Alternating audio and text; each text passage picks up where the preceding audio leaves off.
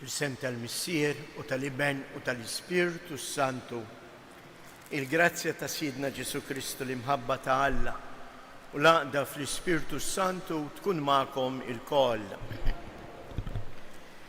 Sejrin nofru dan is-sagrifiċċju tal-Quddisa għall-erwieħ tal-familja Ċefaj u Magro.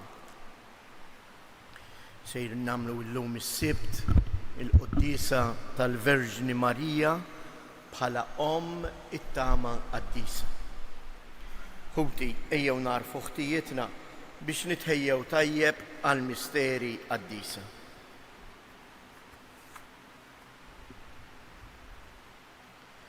Mulej ħniena, Kristu ħniena, mulej ħniena. Iħenna lina Alla li jista' kollox jaħfrilna dnubietna u jwassalna għal ħajja ta' dejjem. Nitolbu.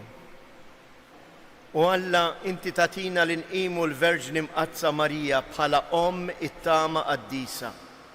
Fil-ħniena tiegħek katina li bit-talb u l-għajnuna tagħha aħna nittamaw dejjem fil-ħwejjeġ tas-sema waqt li bilaqal kollu naqdu dmirijietna fid-dinja u niksbu meta jasal il-waqt dak li jissa nittamaw għalih u nemnu li jgħat niksbuh.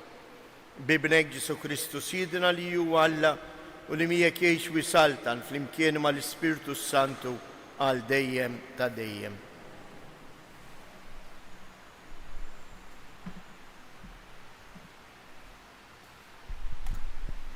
Qari mill-Ktieb tal-Ġenesi. Meta Iżak kien xjieħ u għajnejh kienu ċajprulu tant li ma kienx baqa' jara, sejjaħ lill-ibnu l-kbir Eżaw u qallu: Ibni, u dan wieġbu, hawn jien, u kompla jgħidlu: hawn jien xjeħt u ma nafx meta semmut. Issa qbad it-tagħmir tiegħek, il-ħorġa u l-qaws tiegħek, u mur fir-raba u aqbad li l-kaċċa, u mbagħad għamilli ikla tajba kif inħobb jien, u ġibieli ħalli nikola u nbirkek qabel ma mmut. Rebekka kienet qiegħda tissamma meta Iżak kien qiegħed ikellem lil Eżaw ibnu, u Eżaw telaq lejn ir-raba għal kaċċa biex iġib xi ħaġa d-dar. U Rebekka ħadet l-aħjar ilbies ta' Eżaw bina l-kbir li kienu għandha d-dar u libsithom lil Ġakob bina iż-żejr u ksitlu jdejh u l-artab ta' għonqu bil-ġlud tal-gidien u jitgħat f'idejn Ġakob bina l-ikel tajjeb u l-ħobs. U marħdem missieru u qallu: Missier, u dan wieġbu: hawn jien, min inti, ibni?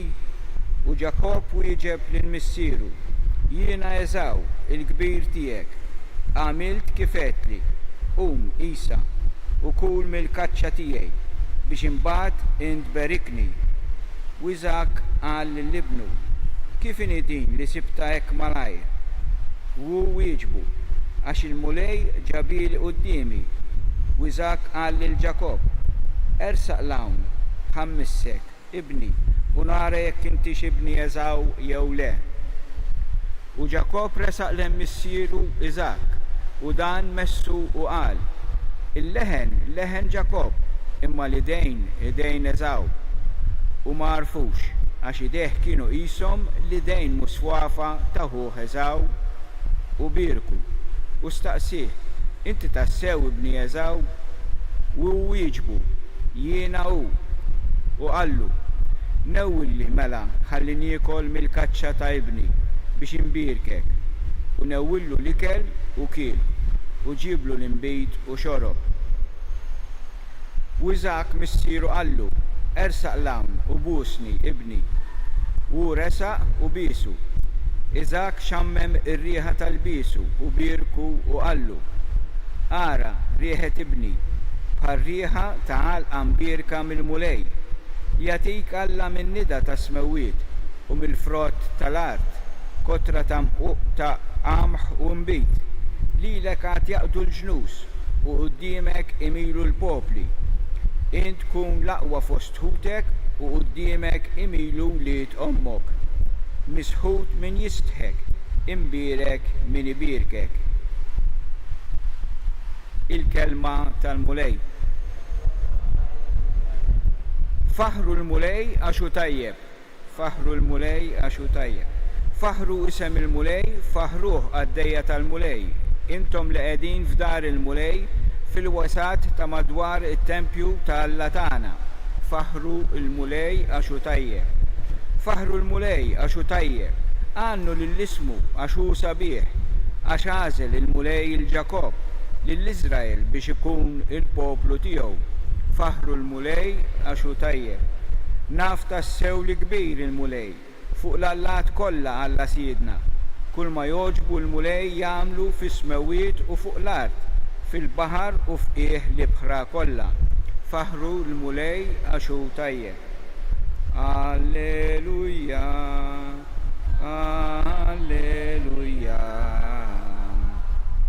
alleluja. In-naċ tiegħi jisimgħu leħni jgħid il-mulej u jiena narafhom u huma jimxu warajja. Alleluja.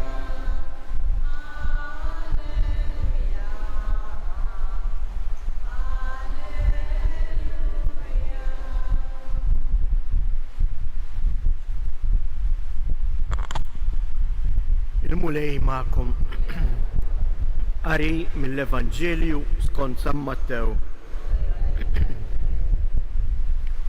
F'dak iż-żmien resqu lejn Ġesu id-dixxiepli ta' Ġwanni u qalulu: għaliex aħna u l-Fariżej insumu u d-dixxiepli tiegħek ma jsumux? Għalilhom Ġesu: huwa l-mistednin tal-arus se jsewdu qalbhom sakemm il-arus ikun għadu magħhom. Imma jasal il-jum meta l-arus jeħduwulhom minn magħhom u imbagħad isumu. Ħadd ma jraqqa libsa qadima biċċa drab ġdida għax inkella r-roqa issellet il-libsa u t-tiċrita tikber. Anqas ma jqedu l-inbit il-ġdid f'damiġġjani qodma għax inkella d-damiġġjani jinfaqgħu, l-inbit jinxteret u d-damiġġjani jintilfu. Iżda inbit ġdid jitfgħuh f'damiġġjani ġodda u hekk iżommu it-tnejn. Il-kelma tal-mulej.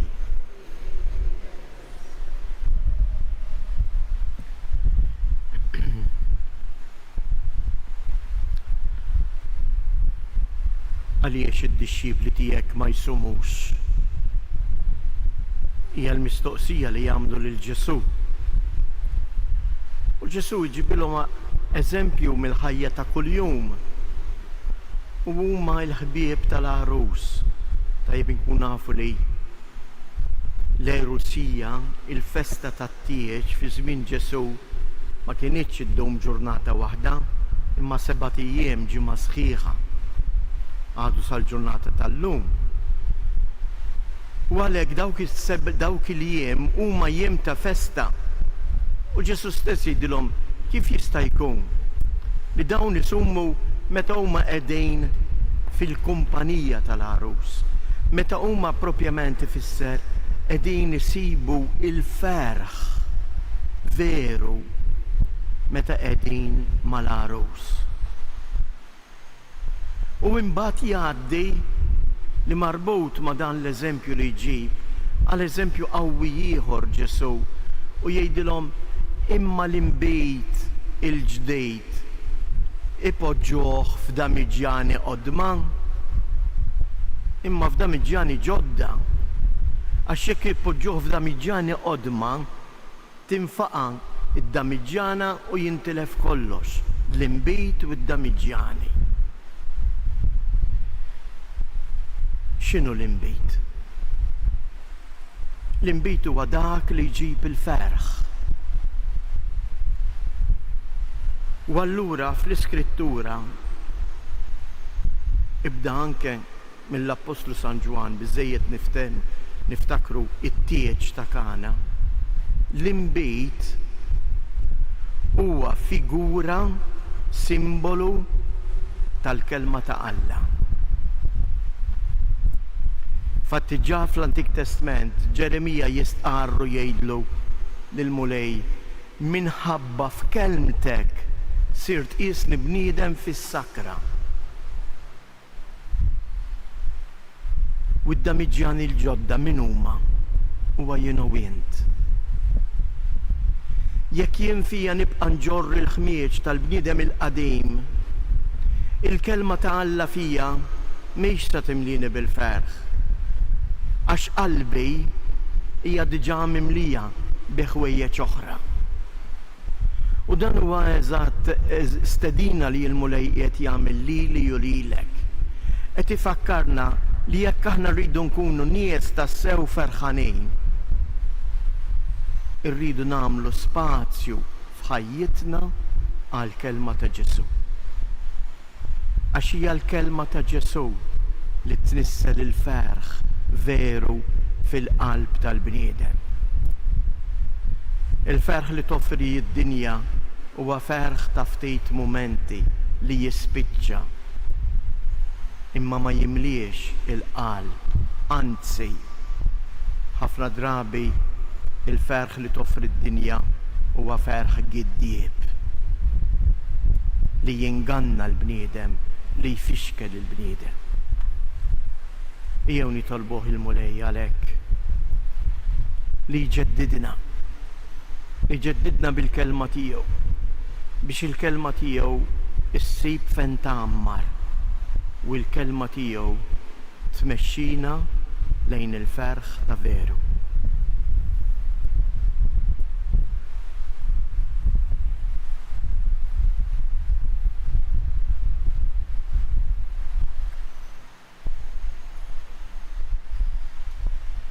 Nduru lejn il-mulej Alla tal-ħajja u tal-ferħ ta' kuljum li jistedinna għal-mejda ta' ibnu l-Għażiż.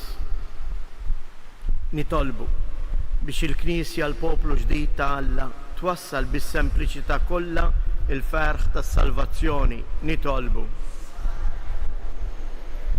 biex il-poplu magħżul tar-rab tal-qadima huwa wkoll jasal għall-milja tal-fidwa fi Kristu. Nitolbu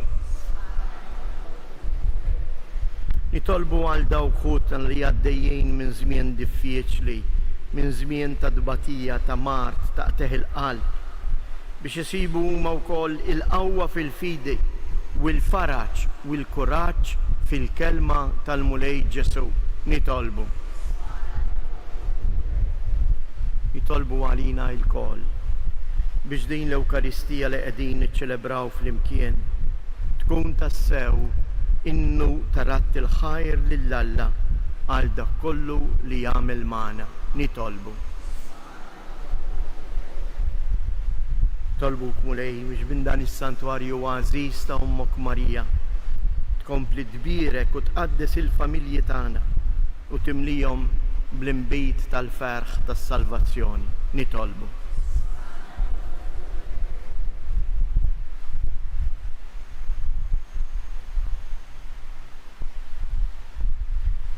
Alla tal-ħnina illi tatina li ngħixu ferħana fil-preżenza tal-feddej tagħna Ġesu, mexxi l-passi tagħna fit-triq ta' sliem, inti tgħix is-saltan għal dejjem ta' dejjem.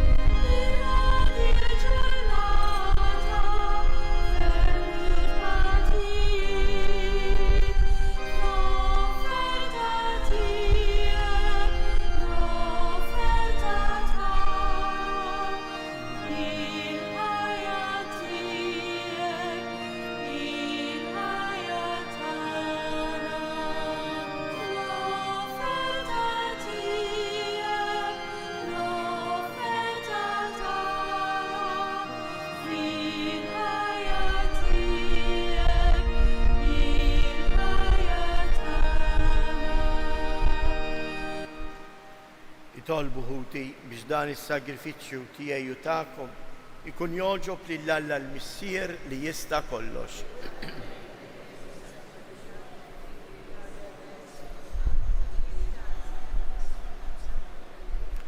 Il-qamulej, it-talb tal-poplu tiegħek flimkien mal-offerti li ġablek għas-sagrifiċċju biex bit-talb tal-Verġni Marija Ommibnek ebda xewqa ma tkun għal xejn u kull talba tiġi milquwa bi Kristu Siedna.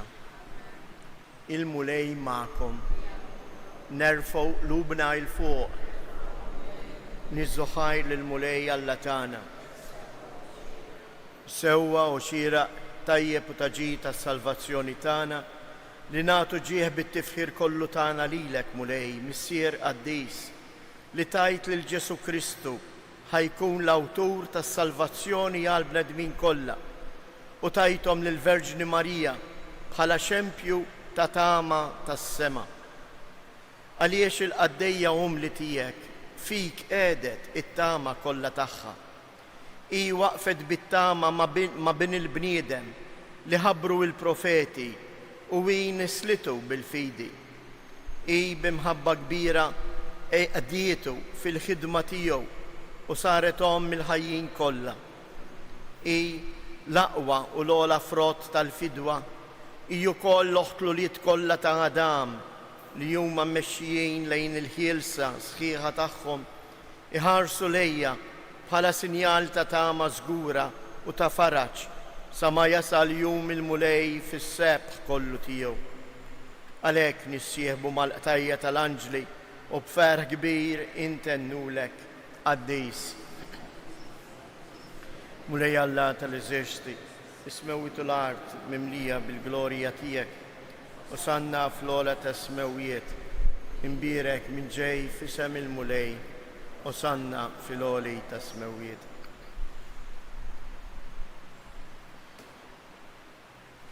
Qaddis ta' sewint mulej inti lajn ta' kull qdusija, qaddis għalek nitolbu dawn l-offerti bil-barka tal-Ispirtu tiegħek biex isiru għalina il-ġisem u id-dem ta' Siedna Ġesu Kristu.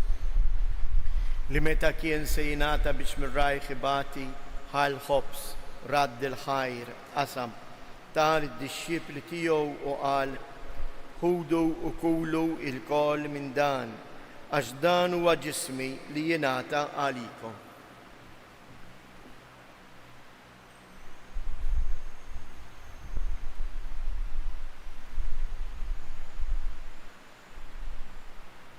Ekku koll wara li klaħa l-kalċi reġa' radd il-ħajr tal id-dixxipli tiegħu u qal ħudu u jxorbu minnu il-koll għax dan huwa l-kalċ ta' demmi tal-patt il-ġdid li jibqa' dejjem. Id-dem li jixxirrita għalikom u għall-bnedmin kollha għal maħfra ta' dnubiet. Għamlu dan tifkira tiegħi.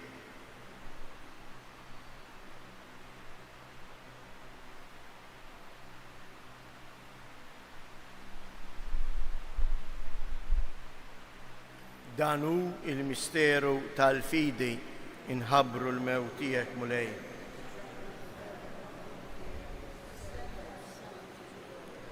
Għalhekk aħna nagħmlu dan tifkira tal-mewt u l-qawmien ta' Siedna Ġesu Kristu, nofrulek mulej il-ħobs tal-ħajja u l-kalċ tas-salvazzjoni u rroddulek ħajr għaliex għoġbok tilqana hawn quddiemek biex naqduk. Miċ-ċokontana nitolbu lill-Ispirtu Santu jaqgħadna f'ġisem wieħed lilna li nieħdu sehem il-ġisem u id-dem ta' Kristu. Ftakar mulej, fil-Knisja tiegħek imxarda mad-dinja kollha, wettaqa fl-imħabba flimkien mal-Papa Iljun 14, l-Isqoftana Anton, l-Isqfijiet u l-Ministri tiegħek kollha. Ftakar ukoll f'ħutna li raqdu bit-tama tal-qawmien. Ftakar fil-mejtin kollha daħħalhom quddiemek fid-dawl tas-sebħ tiegħek. Ħenna lina l-koll nitolbuk. Għati lilna wkoll il-wirt tal-ħajja ta' dejjem flimkien mal-Verġni mqarzhom Malla Marija, mar-raġel ġust tagħha San Ġusepp, l-Apostli u l-qaddisin kollha li jgħixu fil-ħbiberija tiegħek sa mill-bidu tad-dinja. Għamel li magħhom infaħruk u nsebħuk b'Ġesu Kristu ibnek. Bi Kristu, ma' Kristu u fi Kristu. Jingħata lilek għala missier li tista' kollox, flimkien mal-Ispirtu Santu kull ġieħ u glorja għal dejjem ta' dejjem. Ejjew nitolbu kif għallimna uridna namlu li bentalla għas-salvazzjoni tagħna. Missirna li jinti fis-smawiet, jitqaddis ismek, tiġi saltnatek, ikun tritient kif is-sema ekda fl-art. Ħobżna ta' kuljum matina l-lum, aħfrilna d-nubietna, bħalma naħfru lil-minuħati għalina, u la ddaħalniex fit-tiġrib, iżda eħlisna mid-deni. Eħlisna nitolbuk mulej minn kull deni, għatina fit-tiba u l-ħnina tijek il-paċi fi żmienna, biex inkunu ħilsa dejjem mid-dnub u mħarsa minn kull inkwiet, aħna u nistennew nittamaw ilejna u l-miġja tas-Salvatur tagħna Ġesu Kristu. Mulej Ġesu Kristu li jgħid lill-apostli tiegħek inħallilkom isliem nagħtikom isliem tiegħi, la tħarix lejn dnubietna, iżda ħares lejn il-fidej tal-Knisja tiegħek. Għatija isliem u laqda li jintrid fija, int li tgħix wis-saltan għal dejjem ta' dejjem. Il-paċi tal-mulej tkun dejjem magħkom. Għatu l-paċi lil xulxin.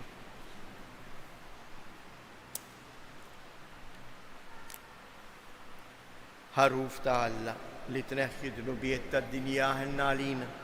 Ħaruf ta' Alla li tneħħi d-nubiet tad-dinja ħelna għalina. Ħaruf ta' Alla li tneħħi d-nubiet tad-dinja għatina l-paċi.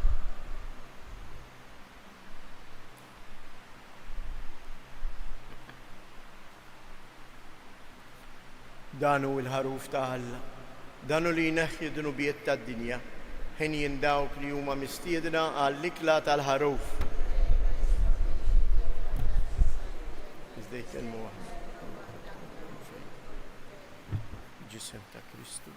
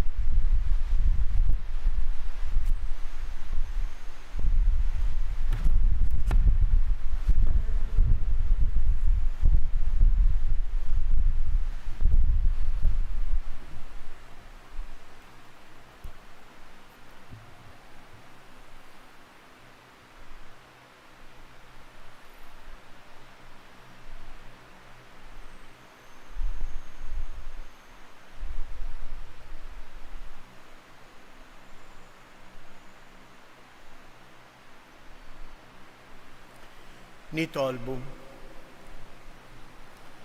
Issa li tqarbilna bis-sagramenti tas-salvazzjoni tal-fidi, fiċ-ċokontani nitolbuk mulej biex aħna u nqimu bid-devozzjoni kollha lill-Verġini Marija Om it-tama ikun jistħoq ilna sem magħha fl-imħabba ta' dejjem. Bi Kristus Siedna, il-mulej magħkom.